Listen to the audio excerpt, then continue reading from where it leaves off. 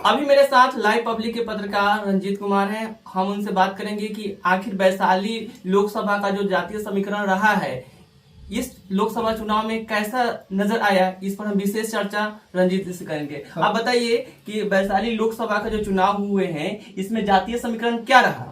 सबसे पहली बात आपको धन्यवाद देते हैं। अब रह गया जब वैशाली लोकसभा के जातीय समीकरण था, वैशाली लोकसभा में इस बार के लोकसभा में यादव, मुस्लिम और मल्लाह भूमिहार वोटर महागठबंधन के पक्ष में इंटैक्ट नजर आए हैं। दूसरी तरफ एनडीए की तरफ पासवान, राजपूत और बैस वोटर इंटैक्ट नजर आए। हर बार देखा जाता है कि बिहार में जब भी चुनाव होती है तो जाति ज्यादा देखा जाता है कि हम इस जाति के हैं तो हम इस जाति को देंगे, हम मल्लाह के हैं तो मल्लाह देंगे, हम पासवान है तो पासवान को देंगे। तो इस तरह का जातीय समीकरण हर बार बिहार में जब चुनाव होते हैं तो देखने को मिलता है। तो क्या इस बार भी जातीय समीकरण देखने को मिला है? और इस बार जातीय समीकरण महागठबंधन के पक्ष में मजबूत दिखा है। जैसे हर बार जो है महागठबंधन के पक्ष में माई समीकरण माना जाता है, एम मतलब मुस्लिम और वाई मतलब यादव। इस बार मुन्ना शुक्ला के टिकट महागठबंधन के देने के कारण भूमिहार वोटर जो है महागठबंधन को प्लस हुआ है और मुकेश सहनी के गठबंधन होने के कारण मल्लाह वोटर महागठबंधन के पक्ष में इंटैक्ट नजर आए हैं। उसके अलावा हम बात करते हैं अति पिछड़ा वोट में। अति पिछड़ा में महतो जाति में 50% महागठबंधन के पक्ष में गया है और 50% एनडीए के पक्ष में गया है। उसके बाद बात करते हैं नाई जाति, हजाम जाति भी लगभग 50% महागठबंधन के पक्ष में और 50% एनडीए के पक्ष में। उसके बाद कुम्हार जाति अति पिछड़ा में ही आती है। कुम्हार जाति भी 50% महागठबंधन के पक्ष में और 50% एनडीए के पक्ष में। उसके बाद पिछड़ा वर्ग की बात करेंगे तो पिछड़ा वर्ग में यादव तो महागठबंधन के पक्ष में गया है। उसके बाद कुशवाहा का ज़्यादा झुकाव रहा है एनडीए के पक्ष में, कम झुकाव रहा है महागठबंधन के पक्ष में। उसके बाद कुर्मी वोटर की बात किया जाए तो कुर्मी वोटर महागठबंधन के पक्ष में भी गया है। अच्छा, तो कम उसका झुकाव महागठबंधन के पक्ष में कम था, एनडीए के पक्ष में भी कम था। उसके बाद ये क्या एक प्रत्याशी आए हैं बहुजन समाज पार्टी से जो नेशनल दस्तक के पत्रकार है शंभू सिंह के पक्ष में कुर्मी का झुकाव भी रहा है।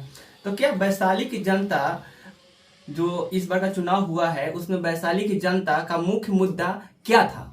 वैशाली मुख्य मुद्दा के बारे में जानना चाहते हैं कि वैशाली की जनता जो थे उनका मुख्य मुद्दा क्या था? वैशाली की जनता का एक मुख्य मुद्दा था पताही एयरपोर्ट, जो प्रधानमंत्री नरेंद्र मोदी जी 2024 में इस बार आए हैं तो उसका जिक्र भी नहीं किया है। मगर 2019 में जब प्रधानमंत्री जी पताही एयरपोर्ट में आए हुए थे तो बोले थे कि पताही हवाई अड्डा का उड़ान जो है अगली बार आएंगे तो पताही हवाई अड्डा का उड़ान यहीं से उड़ेगा। हाँ, क्योंकि काफी लोग उसके बाद एक और चीज जो हम बता रहे हैं, मोतीपुर के चीनी मिल के बारे में बोले थे कि मोतीपुर के चीनी मिल इस बार चालू हो जाएगा। ना मोतीपुर का चीनी मिल चालू हुआ, न पताही हवाई अड्डा जो है चालू हुआ। तो पताही मोतीपुर का चीनी मिल तो मुद्दा नहीं रहा, मगर पताही एयरपोर्ट का मुद्दा जो है पूरे वैशाली लोकसभा क्षेत्र में रहा है। एनडीए प्रत्याशी वीणा देवी का इसका विरोध भी झेलना पड़ा है। कई जगह उनको जो है वीडियो देखे होइएगा, वायरल भी हुआ था, विरोध का सामना करना पड़ा है। और मुद्दा की बात है तो अति पिछड़ा समाज और दलित समाज में 5 किलो राशन मुफ्त में जो प्रधानमंत्री की जो योजना है उससे जो मिलता है उसका प्रभाव जो है अति पिछड़ा और दलित महिलाओं में उसका प्रभाव देखने को मिला है। जहां तक कि एयरपोर्ट की आप बात बोले हैं तो काफी लोगों के अंदर आक्रोश देखने को मिला है कि पिछले बार बोले थे कि हाँ इस एयरपोर्ट के बारे में कि हाँ ये चालू हो जाएगा, लेकिन इस बार भी आए हैं तो सारे जगह यहाँ के कुछ तीर्थ स्थल थे, गरीबनाथ, जुब्बा साहनी पार्क के बारे में पताही एयरपोर्ट पर जिक्र भी नहीं किए हैं। बता रहे हैं जुब्बा साहनी पार्क, बाबा गरीबनाथ पर चर्चा हुई, लेकिन जिस स्थल पर उन्होंने आए थे अपना रैली करने, अपना स्पीच दिए उस पताही एयरपोर्ट पर दिए, लेकिन पताही एयरपोर्ट के बारे में उसने जिक्र ही नहीं किया प्रधानमंत्री ने। तो आखिर इसका प्रभाव जो है वीणा देवी को देखने को मिलेगा? बिल्कुल देखने को मिलेगा। पताही एयरपोर्ट का जो है मामला जो है पूरे वैशाली मुद्दा जो है पूरे वैशाली लोकसभा क्षेत्र में गुंजा है और इसका सामना हम बोले हैं कि वीणा देवी करना पड़ा है। और चुनाव का जो है जो परिणाम आएगा, लोगों का जो है इस पर आक्रोश था, इसका प्रभाव देखने को मिलेगा। अच्छा, यहाँ पे बहुत लोगों के मुंह से सुनने को आया है और शायद आप भी सुने होंगे कि तेजस्वी यादव का रोजगार मॉडल जो है यहाँ पर किस तरह से चला या नहीं चला। तेजस्वी यादव का रोजगार मॉडल, जो तेजस्वी यादव बात कर रहे हैं कि 17 साल नीतीश कुमार का शासन और 17 महीना नीतीश कुमार के साथ में हम शासन में रहे हैं, तो 17 साल में जो जितना रोजगार नहीं दिए, हम 17 महीना में 5 लाख रोजगार दिए। तो इसमें युवा वर्ग जो होता है, हर जाति हर धर्म में जो है युवा है, बिल्कुल युवाओं में उनका जो है एक क्रेज बढ़ा है तेजस्वी यादव का। हर जाति का युवा उन पर भरोसा जो है जताने लगे हैं। अभी जो है देश में, राज्य में जो चुनाव हो रहा है, बिहार की बात कर रहे हैं, देश में तो नरेंद्र मोदी है, राज्य का जो चुनाव हुआ है तो एक तरफ प्रधानमंत्री नरेंद्र मोदी, दूसरी तरफ तेजस्वी यादव।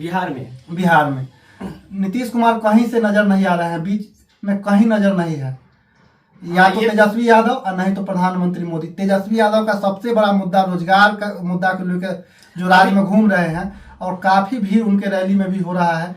एक विश्वास जो है जनता में और जो है युवा वर्ग में जो है आ रहा है, उन पर विश्वास युवा वर्ग उन पर कर रहा है। इसका प्रभाव जो है वैशाली लोकसभा में दिखने को मिलेगा, और वोट भी मिला है उस आधार पर। हर हम बता देते हैं आपको एक बात कि मुस्लिम, यादव और मल्लाह, भूमिहार, ये तो वोट जो है इंटैक्ट नजर महागठबंधन के पक्ष में आया है। बिल्कुल। और हर एक जाति में या तो 10%, 5%, 20% जो भी हो, हर जाति में जो है महागठबंधन के तेजस्वी यादव के पार्टी को जो है वोट मिला है। तो इसका सबसे बड़ा कारण है रोजगार मॉडल। अच्छा, तो रोजगार मॉडल पर तेजस्वी यादव का रोजगार मॉडल जो है काम किया है बिहार में? बिल्कुल किया है। तेजस्वी यादव का सबसे बड़ा मुद्दा रहा है इस चुनाव का, वैशाली लोकसभा क्षेत्र का भी और पूरे बिहार का। अभी भी लास्ट चरण का जो है 7वां चरण का चुनाव नहीं हुआ है, वहां पर भी रोजगार मॉडल प्रभाव पड़ रहा है। तेजस्वी यादव का सबसे बड़ा मुद्दा था रोजगार मॉडल। एक और बात बोल रहे हैं नीतीश कुमार जी हर एक चुनावी सभा से बोल रहे हैं कि 2005 से पहले किया था, 2005 के बाद जो है हम आए तब विकास किए, 2005 से पहले विकास नहीं हुआ था। नीतीश जी जब मोदी जी पटना में आए थे, प्रधानमंत्री मोदी जी पटना में आए थे, तो रोड शो के दौरान नीतीश कुमार के हाथ में कमल का फूल दिया गया था प्रचार करने के लिए। तो ये वीडियो काफी वायरल हुआ और काफी इस पर लोग का कमेंट रहा। नीतीश कुमार जी को तो इस पर क्या कहना चाहते हैं? नीतीश कुमार जी को तो भाजपा जो है देखा जाए तो हाईजैक कर लिया। हमको तो लग रहा था जो है प्रधानमंत्री जी ऐसे हाथ जो दिखा रहे थे, तक बोल रहे थे कि हम तो फंसिए गए, तुम लोग नहीं फंसना। अच्छा, चलिए। हाँ, क्या बोल रहे थे हम जो है अभी बोल रहे थे मुख्यमंत्री के बारे में। मुख्यमंत्री जी बोल रहे थे नीतीश कुमार, हाँ नीतीश कुमार जी, कि 2005 के पहले कुछ नहीं था, 2005 के बाद हुआ है। तो मुख्यमंत्री का एक चीज तो कहना बिल्कुल सही है कि 2005 से पहले जो है लालू यादव और राबड़ी देवी की सरकार थी, प्रशासनिक व्यवस्था लचर हो गया था। अच्छा, इस बात को मानते हैं? जी। सब कुछ। उसके बाद घोटाला का जहाँ तक बात हुआ था, चारा घोटाला, हाँ, भ्रष्टाचार का मुद्दा आया था। चारा घोटाला, लैंड, सुनिए ना एक मिनट, चारा घोटाला का भी मामला आया था। तो ये जो है लालू यादव का भ्रष्टाचार और प्रशासनिक लचर व्यवस्था था, तो इसके लिए जनता ने उनको 2005 में भी जो है 5 से सत्ता से हटा दिया, 5-10 में भी सत्ता नहीं दिया, 15 में भी महागठबंधन के साथ थे तो मिला, मगर नीतीश कुमार के मुख्यमंत्री का चेहरा था। लगभग जो है 4-5 चुनाव जो है उनको जो है में जनता उनके साथ नजर नहीं आया। भ्रष्टाचार और प्रशासनिक लचर व्यवस्था के कारण उनके साथ 4-5 चुनाव में जनता नजर नहीं आई, यानी 2 दशक 20 साल से जो है जनता उनको साथ नहीं आ रही है। उसके बाद लालू यादव चारा घोटाला में जेल भी गए। तो अब बताते हैं हम आपको कि एक गलती के कारण, एक गलती को आप कितना बार एक सजा दीजिएगा? सही है, गलती तो लालू यादव की थी, मानते हैं कि नहीं? तो उनके गलती की सजा तेजस्वी यादव को क्यों? तेजस्वी यादव क्यों, तो जनता को तय करना है, जनता को देख रहे हैं। और कई मुद्दे ऐसे भी आते हैं कि नौकरी लो, जमीन दो, ऐसा करके। ये मामला जैसे आरोप लगा है, सिद्ध नहीं हुआ है। अच्छा, आरोप लगा है, स्थित हो जाएगा, तब जैसे चारा घोटाला, तो चारा घोटाला सिद्ध हुआ। अच्छा,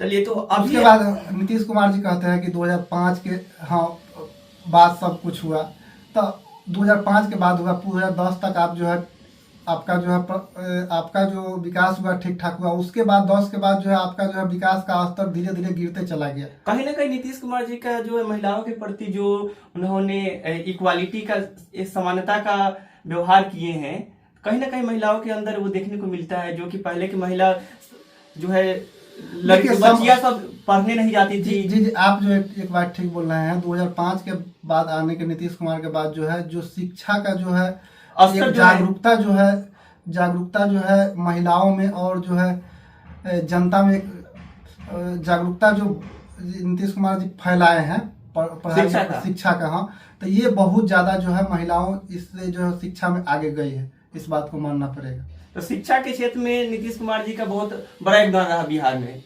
हाँ, 2005 के बाद जो है शिक्षा के क्षेत्र में नीतीश कुमार जी जागरूकता फैलाने में सबसे ज्यादा जो है आगे रहे। अच्छा, एक दो और नीतीश कुमार का काम जो कि बहुत अच्छा किए हो बिहार के लिए, एक तो शिक्षा और दूसरा काम बताइए जो बिहार के लिए अच्छा किए हैं।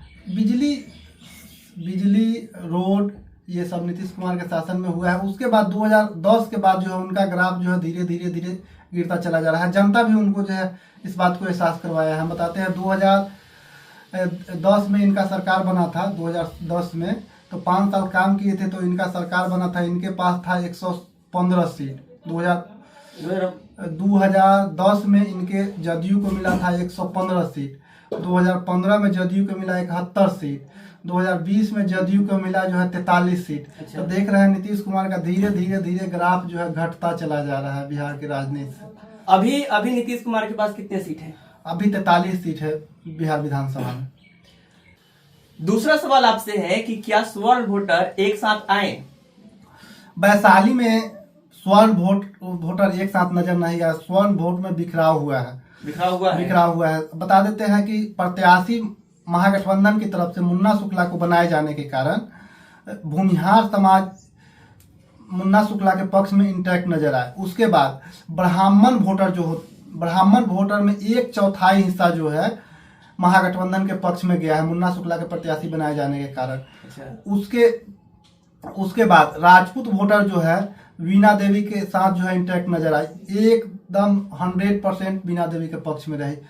उसके बाद वैशाली लोकसभा क्षेत्र का जो है हम 2004 से हम बता रहे हैं आपको, जब वैशाली लोकसभा क्षेत्र में स्वर्ण वोटर टूटा है, स्वर्ण वोटर जो है सुनिए ना बोले, स्वर्ण वोटर जो है एनडीए का कोर वोटर माना जाता है। जब वैशाली में स्वर्ण वोटर जो है टूटा है, तब जो है महागठबंधन का जीत यहाँ पर हुआ है। हम बात करते हैं 2004 में रघुवंश बाबू जो मनरेगा मैन जिनको कहा जाता है, रघुवंश प्रसाद प्रत्याशी महागठबंधन के पक्ष से थे, आरजेडी का।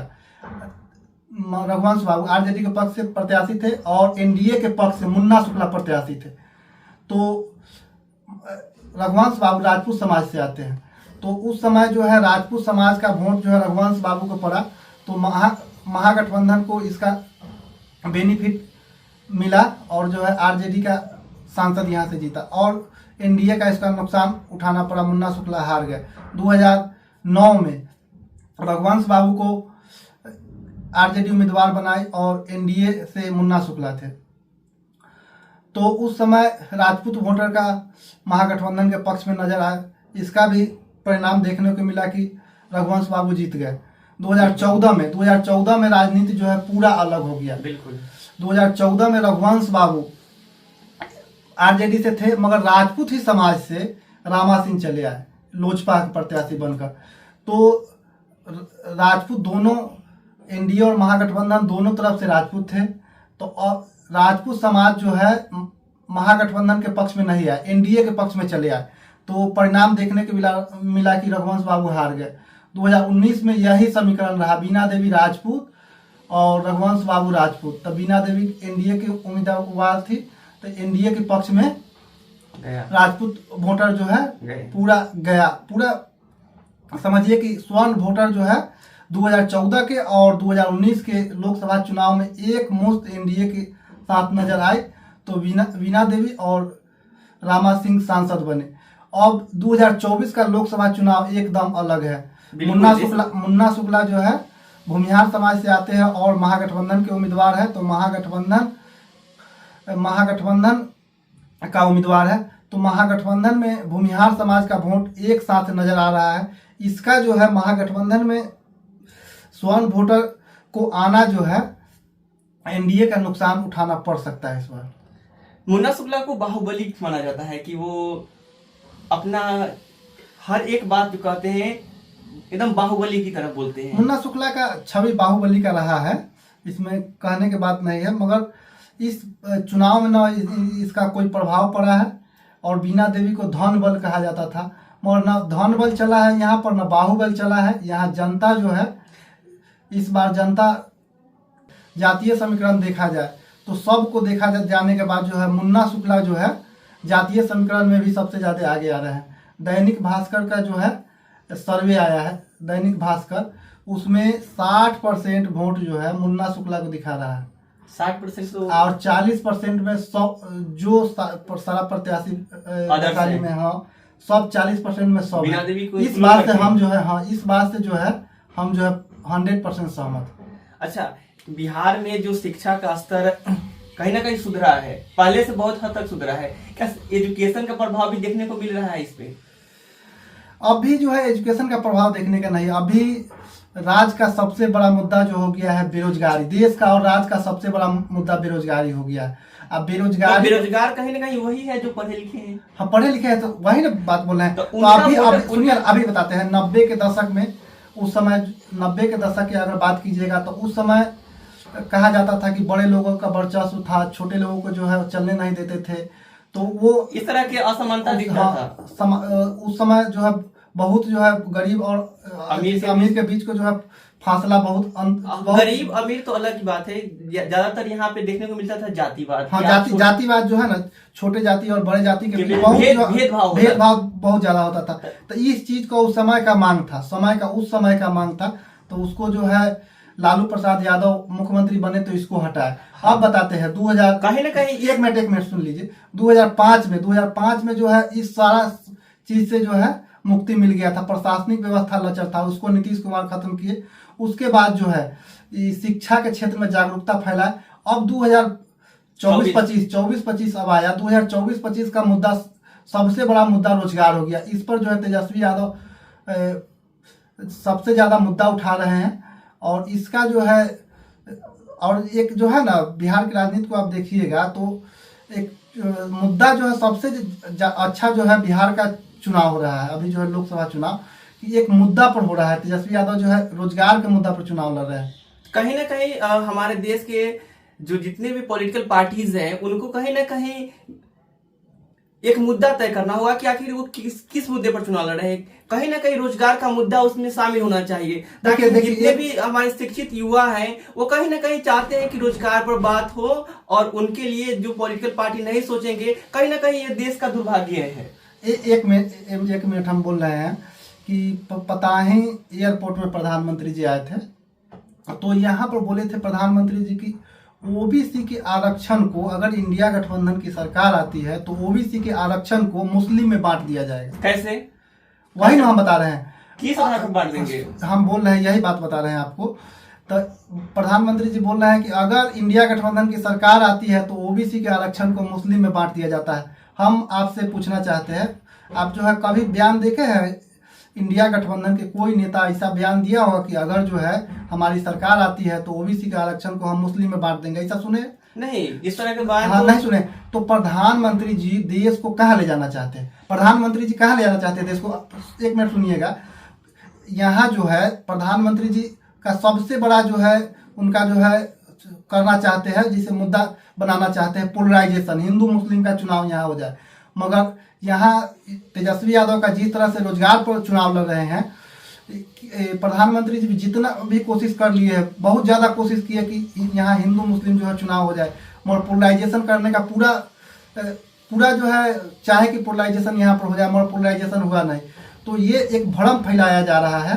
तो क्या यह सुनिए ना, भ्रम फैलाया जा रहा है कि कम से कम यहाँ चुनाव जो है हिंदू मुस्लिम के पक्ष में हो जाए, कि यहाँ 80% 85% हिंदू मेरे पक्ष में आ जाए और जो है 15 से 20% मुस्लिम जो है, तो 80% जो है अपने पक्ष में करने के लिए प्रधानमंत्री जी ये भ्रम फैला रहे हैं। कहीं ना कहीं बिहार में लगभग 17% के करीब में मुस्लिम है। हाँ, तो मुस्लिम 17%, तो यही ना प्रधानमंत्री जी 80% को साधने के चक्कर में ये जो है बात बोल रहे हैं, मगर ये जो है प्रधानमंत्री की तरफ से भ्रम फैलाया जा रहा है। तो क्या बिहार में जो है धर्म की राजनीति हुई है इस बार की नहीं हुई है? बिहार में बिल्कुल नहीं हुआ है धर्म की राजनीति। इस बार धर्म धर्म की राजनीति नहीं हुआ है। इस बार विशेष मुद्दा क्या रहा? इस बार जो है अगर देखा जाए इसका 2024 का लोकसभा चुनाव, तो क्षेत्रीय प्रत्याशी जो सांसद का प्रत्याशी रहा, किसी भी जात का, उस जात का वोट उसको मिलता हुआ दिखा है। अच्छा, जातिवाद रहा जो कि हाँ, जातिवाद रहा। जातिवाद जो है प्रत्याशी पर जातिवाद ज्यादा रहा। अच्छा, प्रत्याशी जो सांसद का प्रत्याशी जिस जाति के था, उस जाति के लोग जो है सांसद को वोट दिए, चाहे वो ब्राह्मण जाति से हो, भूमियार जाति से हो, लाला जी हो, इसके बाद क्या कहते हैं, यादव हो, मुस्लिम हो, मल्लाह हो, कोई भी जाति हो। जैसे हम बताते हैं वैशाली में मुन्ना शुक्ला भूमिहार जाति से आए, तो भूमिहार जाति जो है एनडीए का कोर वोटर माना जाता था, फिर भी जो है भूमिहार जाति एनडीए का कोर वोटर से हटकर जो है महागठबंधन के पक्ष में मतदान किया। उसके बाद हम बात करते हैं जहां पर कुशवाहा जाति के उम्मीदवार था, हम नवादा की बात करते हैं। नवादा में अभय कुशवाहा उम्मीदवार हो गए, तो वहां पर कुशवाहा जाति भी एनडीए का उम्मीदवार एनडीए का वोट माना जाता है, मगर कुशवाहा वहां पर टूट कर महागठबंधन के पक्ष में मतदान किए। उसके बाद शिवहर में रितु जायसवाल उम्मीदवार है, वैश्य समाज से आती है। वैश्य समाज जो है, वैश्य समाज एनडीए का कोर वोट माना जाता था, मगर वहां का वैश्य जो है रितु जायसवाल के पक्ष में जो है वोट देते नजर आए हैं। अच्छा, तो बिहार में लोकसभा का चुनाव जो है कहीं ना कहीं जातिवाद रहा है यहाँ पे, और ये पहली बार नहीं हुआ है।